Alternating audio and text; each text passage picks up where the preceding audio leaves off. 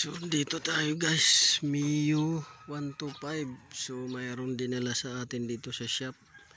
So direct to the point tayo, hindi na natin na videohan kanina dahil gusto malaman ng may-ari kung anong sira.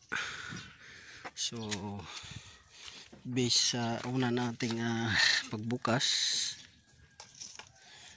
so ito guys, itong rectifier nya o regulator, so nasunog, pumutok.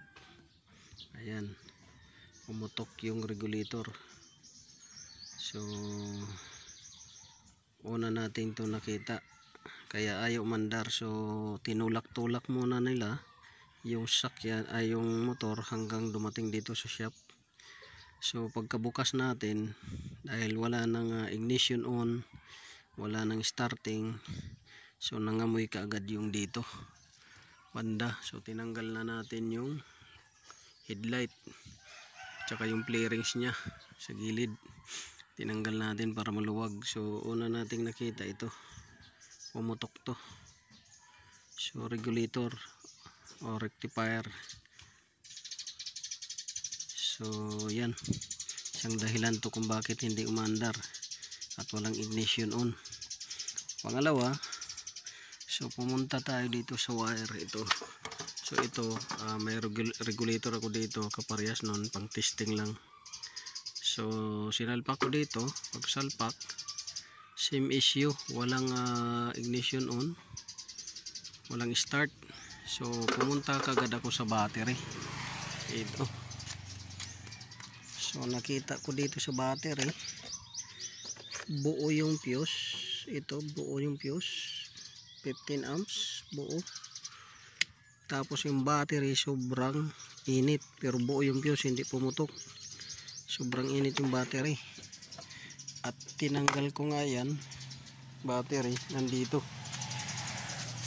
Ayan, nalusaw, lumubo na siya at lusaw. Kulang na lang to sa sabog, sasabog na guys. So yan, so dalawa kagad na kita natin. Ito rectifier, regulator, battery. At ngayon chinik natin yung ignition coil. Ito. So isang dahilan to guys kung bakit nasusunog yung battery at saka rectifier ninyo. Pagka ito nag short, bumabalik yung kuryente. So yung rectifier secondary coil, pag nag short, babalik yung kuryente niyan. Yan yung problema. At ito amoy sunog, to parang patawid na rin dito sa spark plug. So yan ang nakita natin, sunog na rectifier, regulator, sunog na battery, at ito short na ignition coil. So yan ang nakita natin. Pero dito wala tayong nakita dito na nagdikit or anything na nagdikit. Wala rin siyang nag-short o nasunog. Yan, kung makikita ninyo, bagong lagay na to na wire dahil siguro nung una nasunog din to, ngayon pinalitan. So yan, bago na. At ngayon titingnan natin kung mayroon tayong makita dito sa loob ng mga wire na nabalatan or nag-short.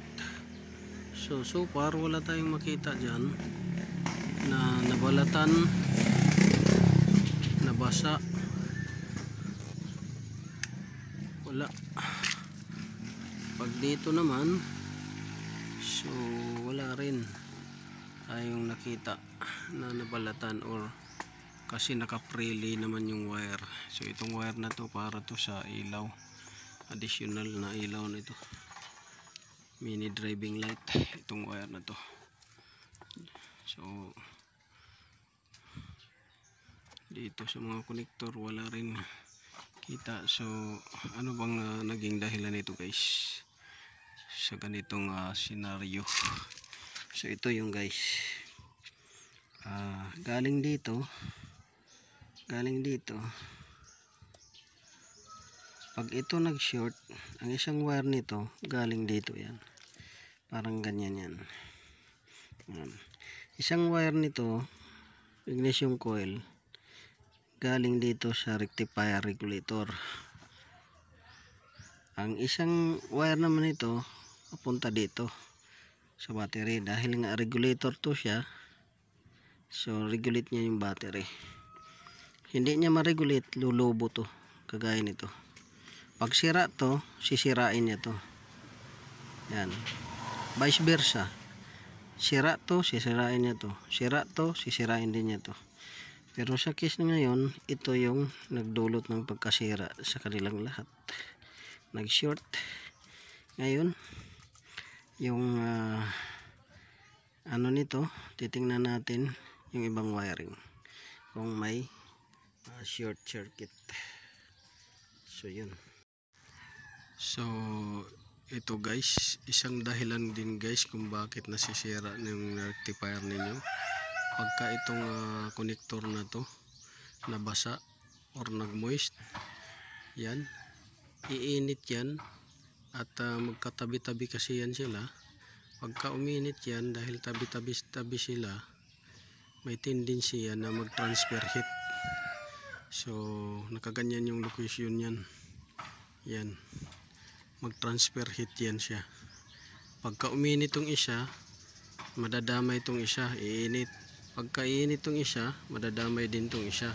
So yan ang resulta, mag short na siya, sisirain yung rectifier niya, kagaya nito, pumutok. So yan yung putok na rectifier. So nakaganyan yan siya guys, ang itsura niya yan. Ngayon ayusin natin yan pagka nakabili na tayo ng bago. So tandaan ninyo, yan yung nagiging cause ng short circuit din, yung mga ganyang connection. Ayan o, iinit yan, magkatabi-tabi. Pagka uminit yan, transfer heat dito. Ngayon magsushort na yan siya. So yun lang guys, sana nakakuha kayo ng konting kalaman. So dapat kung ganitong connection ninyo, palalahanan nyo yung may-ari na wag basain yung bandang headlight, dahil gagapang yung tubig dito pababa at magsushort at iinit yung wire, masusunog na. So yan, sana nakakuha kayo ng konting kalaman. So malamang to may tumulo na tubig pumunta doon, dahil masikip to sa loob, na-imbak yung tubig, yun yung dahilan ng pag-short. So this is Autoboyson. Maraming salamat sa panonood. God bless you all. Update ko kayo guys pag natapos natin to.